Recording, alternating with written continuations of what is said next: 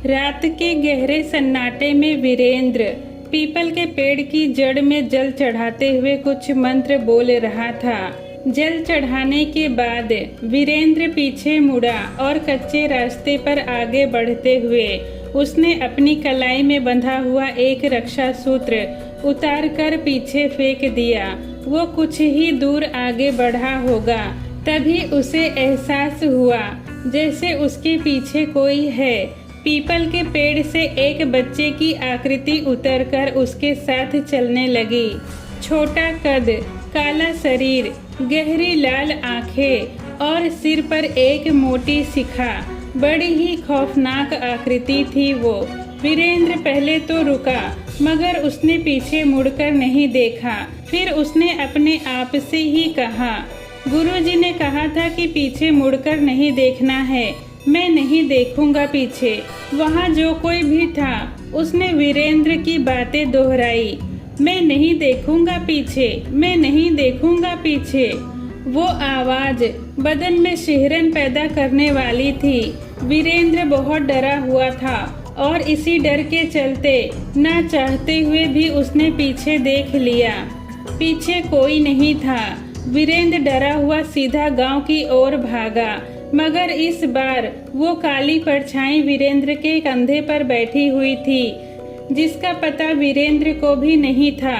मेरा नाम आकाश है और ये बात तब की है जब मेरी उम्र लगभग 25 साल की रही होगी। मैं हर बार गर्मियों की छुट्टी में अपने नाना जी के गांव चला जाता था। गांव में सिर्फ नाना और नानी रहते थे। मेरे नाना जी के घर से थोड़ी ही दूर मेरा एक दोस्त रहता था, जिसका नाम विनोद था। विनोद अपने दादा दादी और चाचा चाची के साथ रहता था। उसके माँ बाप उसके बचपन में ही गुजर चुके थे। विनोद के दादाजी का एक खानदानी हवेली थी, जिसमें सिर्फ वही 5 लोग ही रहते थे। मेरा ज्यादातर वक्त विनोद के घर पर ही गुजरता था। उस रात हम दोनों बाहर बैठे हुए बातें कर रहे थे कि तभी मैंने देखा वीरेंद्र चाचा कहीं से आए। पहले तो मुझे ये बात बहुत अजीब लगी कि आखिर वो इतनी रात को कहाँ से आ रहे हैं, मगर मेरी पूछने की हिम्मत नहीं हुई। वो चुपचाप घर के अंदर घुसने ही वाले थे कि तब तक दादाजी बाहर आते हुए गुस्से में बोले, मैं सब समझ रहा हूँ कि तू क्या करने की कोशिश कर रहा है। जिस शक्ति को तू साधने की कोशिश कर रहा है वो तेरे साथ साथ इस खानदान का भी सर्वनाश कर देगी। दादाजी की बात पर वीरेंद्र चाचा भी नाराज होते हुए बोले, अपने जीते जी इस हवेली के हिस्से नहीं होने दूंगा। उसके लिए मैं जो कर सकता हूँ करूँगा। इतना बोलते हुए वीरेंद्र चाचा अंदर चले गए। मैंने सवाल भरी नजरों से विनोद की तरफ देखा।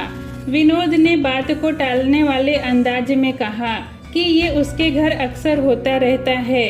हम दोनों बातें ही कर रहे थे कि तब तक विनोद की चाची हमारे पास आई और बोली, आकाश बेटा, मैंने खाने में तुम्हारी मनपसंद खीर बनाई है।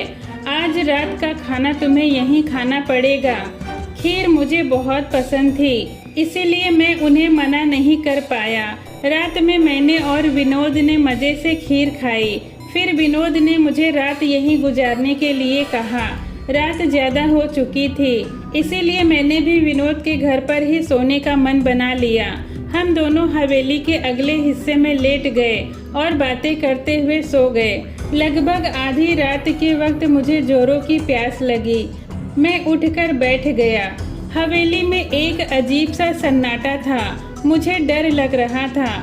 मैंने पहले विनोद को जगाना चाहा, फिर अचानक मुझे हवेली के अंदर से ही किसी के बोलने की आवाज सुनाई दी, मेरा पीछा छोड़ दे, चला जा यहाँ से, चला जा यहाँ से।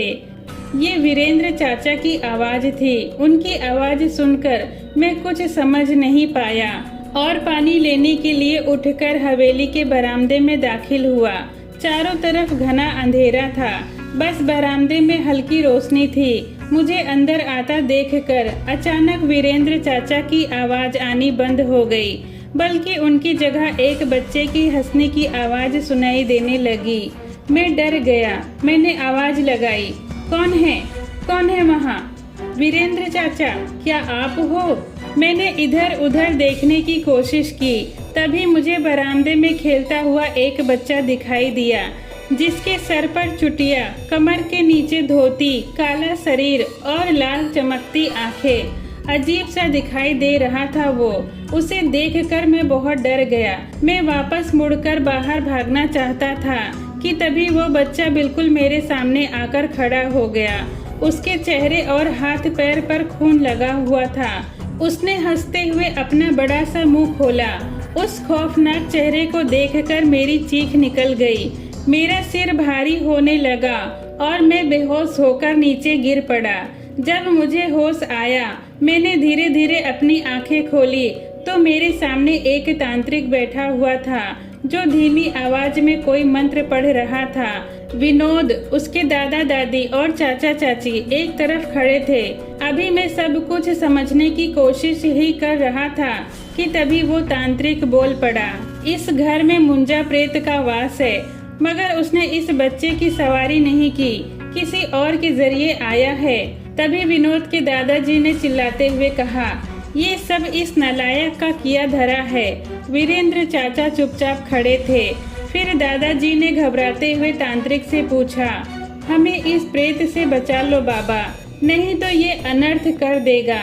इसे यहाँ से भगाने का कोई तो उपाय होगा। तांत्रिक ने अपनी आवाज गहरी करते हुए कहा, वो मुंजा प्रेत है, उसे डराया धमकाया नहीं जा सकता, किसी तरह से वश में करके उसे काबू भी नहीं किया जा सकता। एक बच्चे जितना जिद्दी होता है वो, देखने में भले ही छोटा लगे, लेकिन उसकी ताकत का अंदाजा इस बात से लगाया जा सकता है कि मुंजा हनुमान चालीसा का पाठ भी कर सकता है, किसी मंदिर में भी जा सकता है और किसी अनुष्ठान में भी बैठ सकता है। तांत्रिक ने बताया कि इसका वास वैसे तो पीपल के पेड़ पर होता है, मगर जो कोई भी इसकी साधना करता है, ये उसके साथ उसी के घर में आ जाता है और फिर उस घर में रहने वाले लोगों को उनकी 7 पुश्तों तक परेशान करता है। मुंजा के बारे में जानने के बाद भी दादाजी बार बार तांत्रिक से मदद मांग रहे थे, जिस पर तांत्रिक ने कहा, इस घर को बचाने में मैं तुम्हारी मदद करने की पूरी कोशिश करूंगा, पर पूर्ण विश्वास के साथ नहीं कह सकता कि मैं ये सब कुछ ठीक कर दूंगा। इसके बाद तांत्रिक अगले दिन आने की बात कहकर वहां से चला गया। आधी रात के वक्त ही विनोद के दादाजी ने विनोद से मुझे घर छोड़ आने के लिए कहा। रास्ते में विनोद ने मुझे बताया कि कैसे उसके चाचा ने जायदाद की लालच में मुंजा प्रेत को अपने घर में आने का न्योता दिया।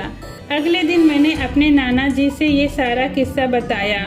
पहले तो नाना जी बहुत नाराज हुए, मगर फिर मेरे बार बार पूछने पर उन्होंने मुंजा के बारे में बताया कि जो ब्राह्मण पुत्र अपने मुंडन या फिर जनेऊ संस्कार के 10 दिन के भीतर मर जाता है, उसे मुंजा प्रेत की योनि मिलती है।